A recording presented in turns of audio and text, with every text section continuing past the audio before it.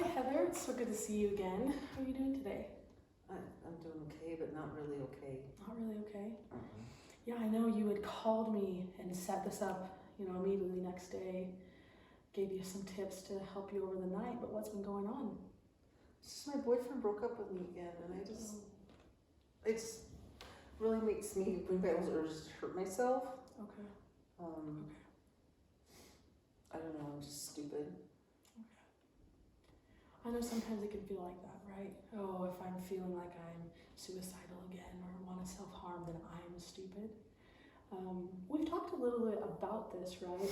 Taking ourselves out of being like, you aren't stupid. Maybe we made a decision we're not happy with. Maybe we made a stupid decision, but you yourself aren't stupid. Well, let's talk more about your urges. When do these come up?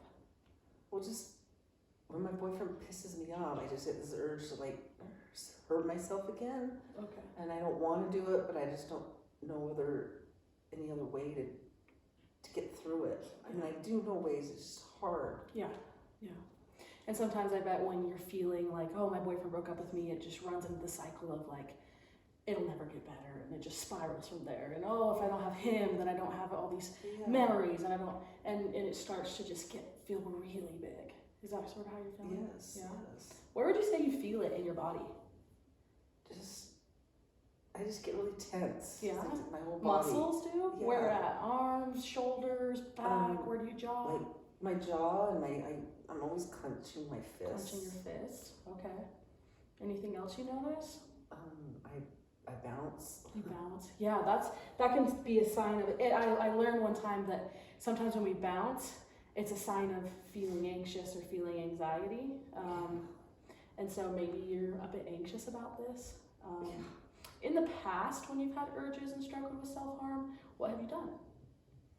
Like to help me through it? Yeah. Or what I've done to self-harm? No. How have you in the past, if you have, maybe you haven't, but in the past, got yourself to not do it? Try to breathe? Breathing or do a meditation on my phone. Okay, that's perfect. So we've worked a lot with DBT. I've done DBT with you, dialectical behavioral therapy. One of some of the skills, and I want to teach you 2 new skills today. Obviously you've done meditation, right?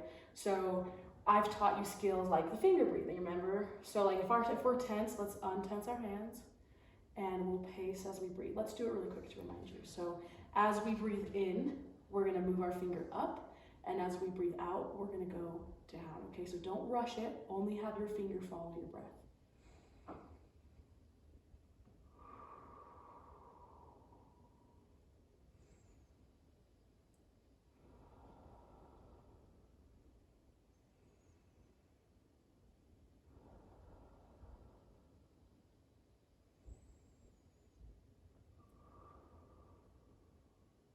I think that one might be good for you because you said, oh, I get really tense and I tense my hands.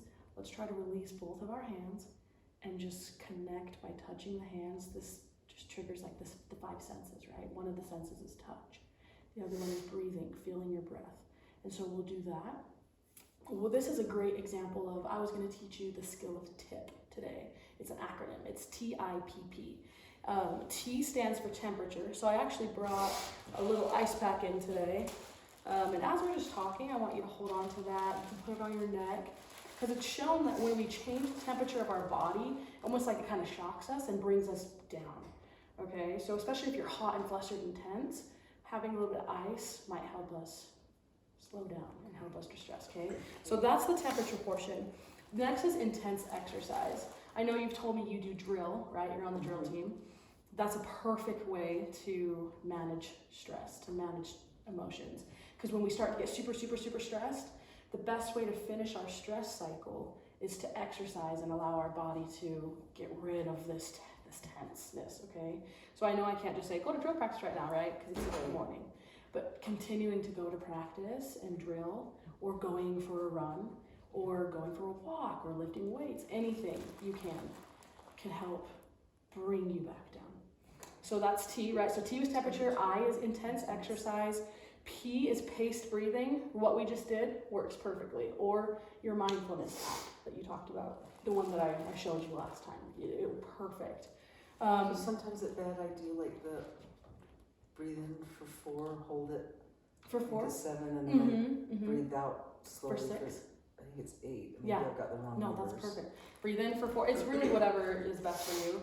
Breathe in for 4, hold it for 4, out for 6 to 8. That's fine. That one will really help because again, what you're doing is you're resetting. You're in this fight or flight, right? And the way to get out of it is to breathe in, but then when you breathe out, hold it for longer. So you're setting your body. You're bringing your body back down.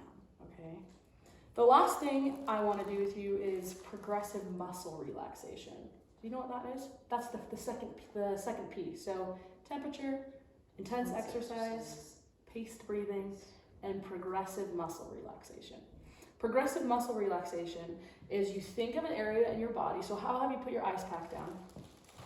I want you to think of an area in your body. Let's do our hands first. For 8 seconds, I want you to hold it as tight as you can, and then we're gonna feel it when we relax it, okay? So I'm gonna count to 8 and just tighten it. Ready, set, go.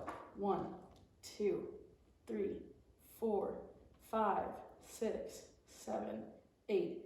Now slowly let your hands out, and I want you to feel the tension being released from your hands as you let them out until you can get them to a place of just being calm and rested. Kind of feel that tingling in your hands and breathe as you're doing it. Okay.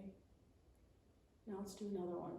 You said you get pretty tense in your shoulders and your arms, so I want you to just try to tense your arms and shoulders as much as you can for 5, 4, 3, 2, 1, and then let it out.